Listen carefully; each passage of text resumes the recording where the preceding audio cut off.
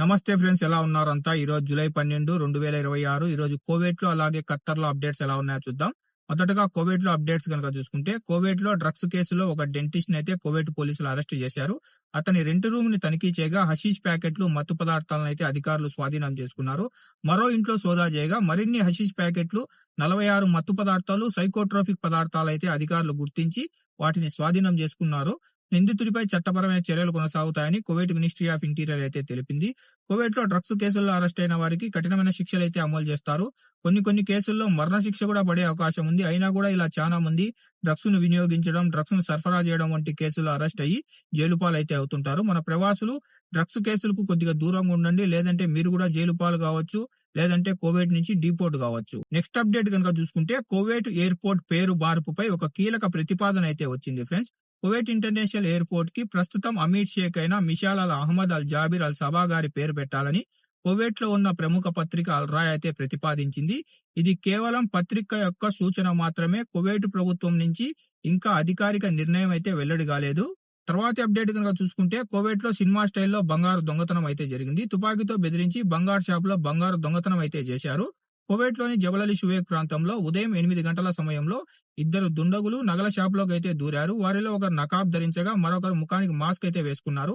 తుపాకీతో ఉద్యోగిని బెదిరించి చేతులకు సంకెళ్లు వేసి భారీ మొత్తంలో బంగారు గొలుసులు, గాజులు, పెండెంట్లతో సహా నగలను దొంగతనం చేసి పారిపోవడం అయితే జరిగింది.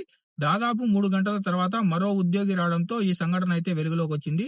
దొంగలు దొంగలించిన జపాన్ కారు మరియు నకిలీ నెంబర్ ప్లేట్లు ఉపయోగించినట్టు పోలీసులైతే గుర్తించారు. ప్రస్తుతం నిందితుల కోసం కువైట్ దేశమంతా గాలింపు చర్యలైతే కొనసాగుతున్నాయి. నెక్స్ట్ అప్డేట్ గనుక చూసుకుంటే, కువైట్‌లో మైనర్ డ్రైవర్లపై కఠినమైన చర్యలైతే తీసుకున్నారు. లైసెన్సులు లేకుండా వాహనాలను నడుపుతున్న 5 మైనర్లను కువైట్ ట్రాఫిక్ డిపార్ట్మెంట్ అయితే పట్టుకున్నారు. వీరిని జ్యువెనైల్ ప్రాసిక్యూషన్‌కి అప్పచెప్పగా వాహనాలైతే సీజ్ చేసుకున్నారు. లైసెన్సులు లేకుండా డ్రైవింగ్ చేస్తే కఠినమైన చర్యలు తప్పవని అధికారులు మరోసారి అయితే హెచ్చరించారు. తల్లిదండ్రులు కూడా తమ పిల్లలపై ప్రత్యేక శ్రద్ధ పెట్టాలని అధికారులైతే సూచించారు.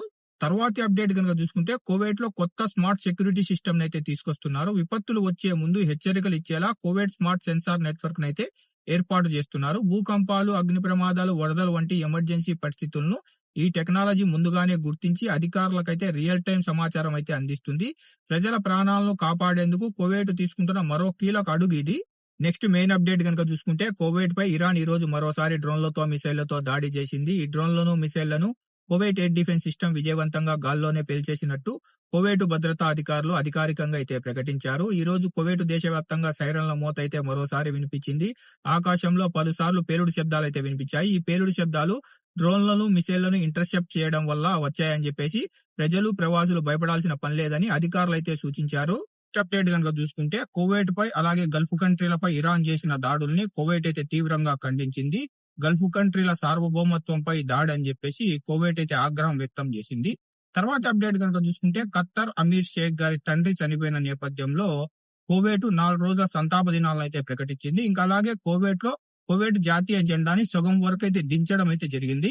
తర్వాత ఖత్తర్‌లో అప్డేట్స్ ఎలా ఉన్నాయో చూద్దాం. ఈ రోజు ఖత్తర్‌లో మొదటి అప్డేట్ గనుక చూసుకుంటే, ఖత్తర్‌లో విషాదం చోటు చేసుకుంది ఫ్రెండ్స్. ఖత్తర్ అమీర్ షేక్ ఫాదర్ అయిన అమీర్ షేక్ అహ్మద్ బిన్ ఖలీఫా అల్ అల్తాని గారు ఈ రోజు అయితే మృతి చెందడం జరిగింది. ఈ రోజు మగరిబ్ తర్వాత ఆయన అంత్యక్రియలు అయితే జరగనున్నాయి. దాని తర్వాత ఖత్తర్‌లో 4 రోజుల సంతాప దినాలను అయితే ప్రకటించారు.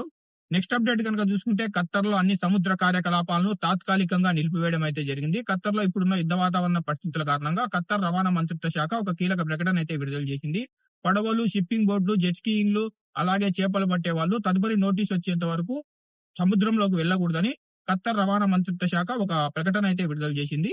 ఇక నెక్స్ట్ అప్డేట్ కనుక చూసుకుంటే, ఖత్తర్ పై ఇరాన్ ఈ రోజు డ్రోన్లతో, మిసైళ్లతో దాడి చేసింది. ఖత్తర్ ఎయిర్ డిఫెన్స్ సిస్టమ్ విజయవంతంగా వాటిని గాల్లోనే పేల్చగా కొన్ని శకలాలు కింద పడి ముగ్గురికి గాయాలు కావడం అయితే జరిగింది. ఇందులో ఒక చిన్న పాప కూడా ఉంది. వెంటనే గాయపడిన వారిని హాస్పిటల్ కు తరలించి చికిత్స అయితే అందిస్తున్నారు. ఇప్పుడు వాళ్ళ పరిస్థితి సాధారణంగా అయితే ఉంది.